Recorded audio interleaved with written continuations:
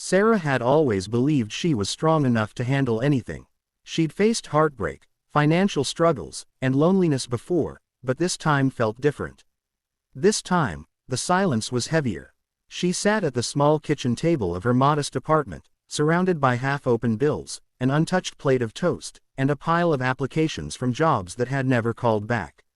The world outside her window looked dull under the gray November sky. The city never stopped moving, but for her, everything had come to a slow, aching halt. She rubbed her temples and whispered, "God, what happened? I've done everything I could. I've prayed, I've tried to stay positive, I've helped others. Why do I feel so forgotten?"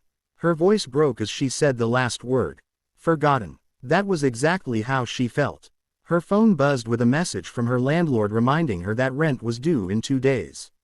She sighed and pressed her forehead against her folded arms. It wasn't just the money, it was the exhaustion of pretending everything was okay when it wasn't. A few months ago, she was full of dreams. She was going to start a small baking business, inspired by her mother's recipes. She had even rented a tiny space and ordered equipment. But then her car broke down, unexpected repairs drained her savings, and one thing after another went wrong. She lost her job at the office, then her friend group slowly drifted away when she couldn't afford to go out anymore. Now, her faith, the one thing that had always carried her, felt like it was slipping away too.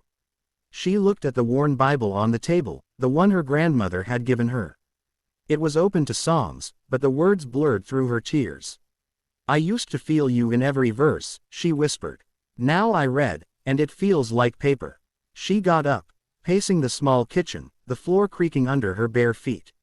The clock on the wall ticked too loud, each second reminding her of time running out, of opportunities missed, prayers unanswered, and hope fading.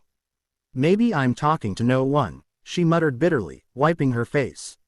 Outside, thunder rumbled faintly, and rain began to fall, streaking the glass of her window. She watched it for a long time, her reflection faint and tired. Something deep inside her wanted to scream, but she didn't even have the strength for that. Instead, she sank back into her chair, unlocked her phone, and started scrolling through social media, mindlessly, hopelessly.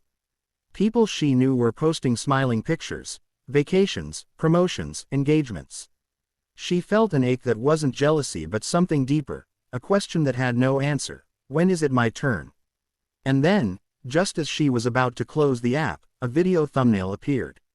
It wasn't from a channel she followed. The title read, "Your heart needs to hear this now, God says." Her first reaction was to scroll past.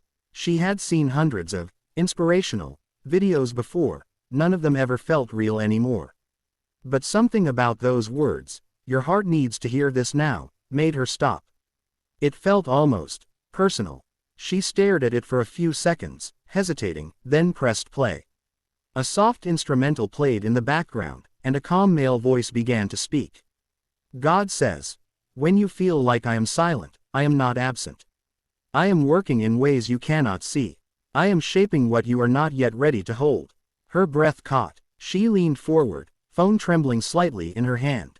The voice continued, "You've cried and thought no one heard. You've tried and thought no one cared. But I've seen every tear and heard every prayer. The waiting is not punishment, it's preparation." She pressed her free hand to her chest. It was as if someone had opened her heart and spoken directly into it. "Don't give up," the voice said. "Your faith is not wasted. Your pain is not forgotten. You are closer to your breakthrough than you think." Sarah covered her mouth as tears began to stream down her face. It wasn't just emotion, it was recognition. These words weren't generic, they were her story. The video ended with a final verse. "When you pass through the waters, I will be with you, and through the rivers, they shall not overflow you." She knew that verse, Isaiah 43:2, but hearing it now felt different. It was alive, like God Himself was sitting in her kitchen, whispering to her heart, "I never left you." She replayed the video, twice, then again. The words didn't change, but what they stirred inside her did. The heaviness began to lift, just a little. She whispered into the quiet, "Are you really still here?" For the first time in weeks, she didn't feel like her words disappeared into the ceiling. There was no thunder, no booming voice, no miracle, but the silence wasn't empty anymore.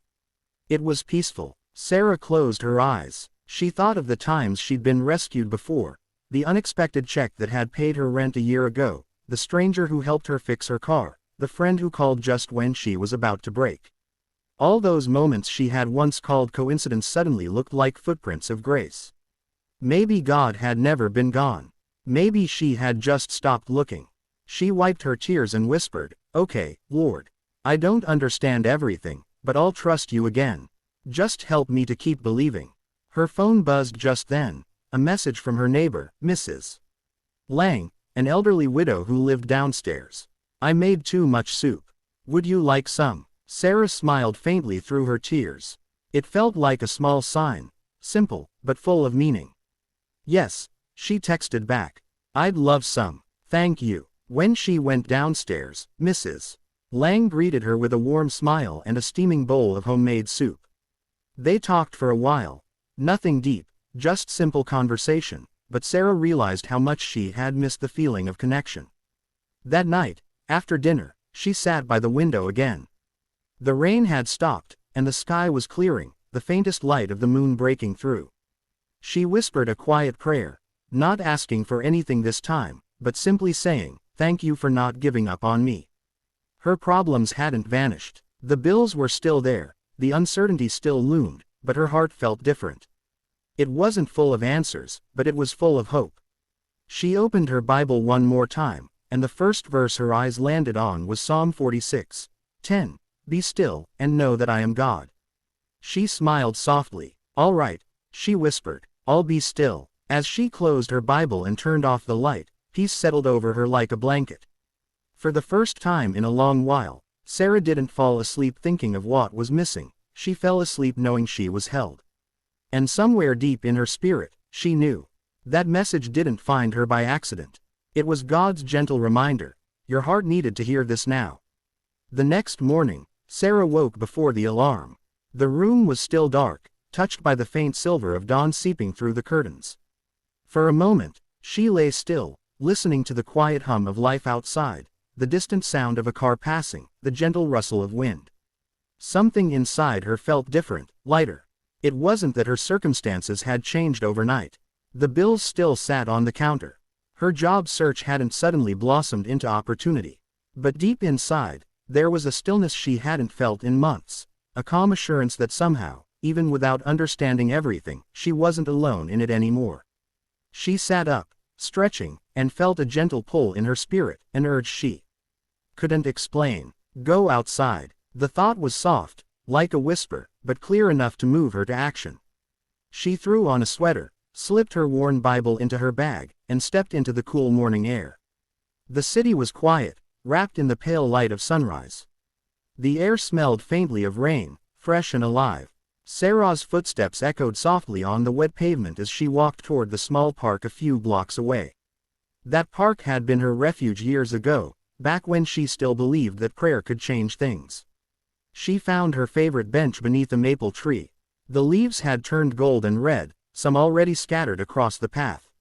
She sat, opened her Bible without thinking, and it fell naturally to Psalm 34. Her eyes caught on verse 18. "The Lord is close to the brokenhearted and saves those who are crushed in spirit." She let out a shaky breath. "You really don't let go, do you?" she whispered, smiling faintly through tears that threatened again. A few minutes passed before she noticed movement on the path ahead. An older man was walking slowly toward her, holding a paper bag and humming softly to himself. His clothes were simple, faded jeans, a brown jacket, and his face carried the warmth of someone who'd seen both sorrow and peace. As he approached, he stopped and looked at her with kind eyes. "Good morning," he said with a gentle nod. Sarah smiled back politely. "Good morning." He glanced at her Bible. "Beautiful morning to read something eternal," he said with a small grin. She chuckled softly. "It really is." The man studied her face for a moment, then said, "You look like someone who hasn't had breakfast yet." Before she could answer, he held out the paper bag. "Please, take this. Just something simple." "Oh, no, you don't have to," she began, but he gently insisted, placing it beside her. "I used to sit here too," he said quietly. "Years ago, when I thought God had gone silent on me. I'd bring food here because sometimes I couldn't find peace anywhere else. Then one morning, a stranger sat beside me and shared a meal. That day, I realized that maybe God's voice doesn't always sound like thunder. Sometimes, it sounds like kindness. Sarah's throat tightened. She nodded, barely able to speak. He smiled softly. Maybe today, you're the one who needed a little kindness. Before she could thank him, he began to walk away, his slow steps fading down the path. She called after him, "Wait, what's your name?" He turned, still smiling. Names don't matter much when God's doing the talking. And with that, he was gone around the corner. Sarah sat there for a long moment, stunned by the quiet simplicity of what had just happened. She opened the bag. Inside was a small sandwich, an apple, and a folded note. Her hands trembled as she unfolded it. In neat handwriting, it read, "You are not forgotten. God still has work for you to do." That was all, but those few words pierced through her like light breaking through clouds. She closed her eyes, clutching the note to her chest. "Thank you," she whispered. "I hear you." She ate slowly, watching the sunrise spread gold over the park. Every bite felt like a prayer of gratitude. The stranger's words echoed in her heart. God's voice sometimes sounds like kindness. When she went home that morning, something in her spirit was alive again. She didn't just feel comforted, she felt called. She didn't know to what exactly, but she knew she couldn't keep this peace to herself.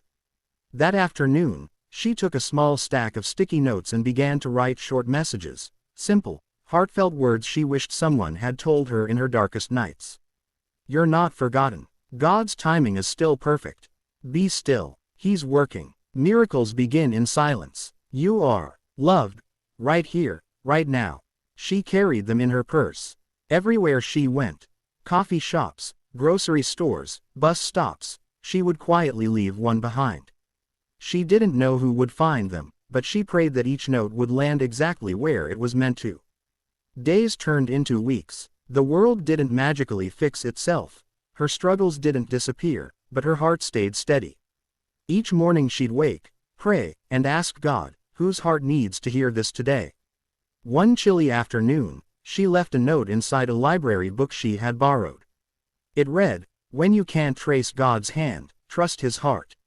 A week later, she received an email from the library's online contact form. The message said, "I don't know who you are, but I found your note in a book I was reading. I've been fighting depression and was ready to give up. Your words felt like they came straight from heaven. Thank you for reminding me that God still sees me." Sarah covered her mouth, tears flowing freely. She sat on her bed for a long while, overwhelmed by the realization, what she had once needed so desperately had become something she could now give. And that was the miracle. God hadn't just healed her heart, He had turned her pain into purpose. A few months later, she started a small online page called Heart Notes. She shared short prayers, verses, and messages of hope. Slowly, people began to write back, sharing how those words found them in their hardest nights. A single video had reached her when she was breaking, and now her words were reaching hundreds who felt the same. One evening, as she prepared to post her next message, she paused. She thought back to that first night, the cold coffee, the tears, the silence that felt like abandonment, and realized how far she'd come. She smiled and whispered into the quiet room, "You were there all along, weren't you?" And in her heart, she felt the answer, not in thunder or vision, but in stillness, always. So she typed her next post. "Greater than, God says, I haven't left you. You are not invisible. Every tear you've cried, I've caught. Every night you've felt forgotten, I've been near. You're not waiting for me to show up, I've been walking beside you the whole time." As she hit post, peace filled her heart. She looked around her tiny apartment. Same bills, same walls, but now it wasn't just a place of struggle. It was holy ground, the space where heaven had whispered to her heart. And she knew, someone, somewhere, would read those words tonight. Someone sitting alone, asking the same questions she once asked. And when they did, she prayed they would feel what she had felt that day in her kitchen. The gentle, unmistakable voice of God saying, "Your heart needed to hear this now."